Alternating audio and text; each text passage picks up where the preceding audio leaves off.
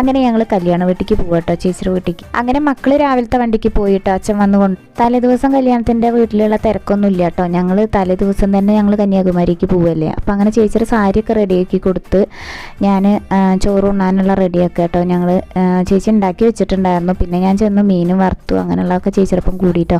പിന്നെ അതൊക്കെ കഴിഞ്ഞ് ഞങ്ങൾ ചോറിനാൻ വേണ്ടി ചോറിനലൊക്കെ കഴിഞ്ഞിട്ട് കുറച്ച് നേരം വർത്താനം പറഞ്ഞിരുന്നു കേട്ടോ. നാത്തൂൻ്റെ മകനും പിന്നെ മൂത്ത നാത്തൂൻ്റെ മകനാണ് നിൽക്കുന്നത് കേട്ടോ. ജിഷ്ണുവാണ് ആ ഫോണ് പിടിച്ചിരിക്കുന്നതാണ് കല്യാണ ചെക്കൻ. അങ്ങനെ ഞങ്ങൾ കുറച്ച് നേരമൊക്കെ വർത്താനം പറഞ്ഞ് പിന്നെ ഞങ്ങൾ വീട്ടിലേക്ക് വന്നപ്പോഴേക്ക് 10 മണിയായിട്ടുണ്ട് കേട്ടോ. ഉറക്കം വന്നിട്ട് ഇതായിരുന്നു കേട്ടോ. കുട്ടികളൊന്നുമില്ല. കുട്ടികളൊക്കെ രാവിലെ അച്ഛൻ 9 മണിയാകുമ്പോൾ കൊണ്ടുപോയി. അവരെ കൊണ്ടുപോകാതെ കല്യാണത്തിന് പോവല്ല കേട്ടോ. കുട്ടികളെ കൊണ്ടുപോകണില്ല, ആരുടെ കുട്ടികളെയും കൊണ്ടുപോകണില്ല. അപ്പോൾ ഭയങ്കര ബുദ്ധിമുട്ടാണ്. ഉണ്ണീസിനാണെങ്കിൽ ഛർദ്ദിച്ചിട്ട് ഭയങ്കര പ്രശ്നം കേട്ടോ ഉണ്ണീസിൻ്റെ കാര്യത്തിൽ. അപ്പോൾ അങ്ങനെ അവൻ വന്നപ്പോൾ കുറച്ച് മിഠായിയൊക്കെ കൊടുത്തിട്ടുണ്ട് കേട്ടോ. അങ്ങനെ ഈ ഒരു മിഠായി നല്ല ടേസ്റ്റ് ഉണ്ട് കേട്ടോ. എന്നാൽ ഇന്നത്തെ വീഡിയോ ബൈ.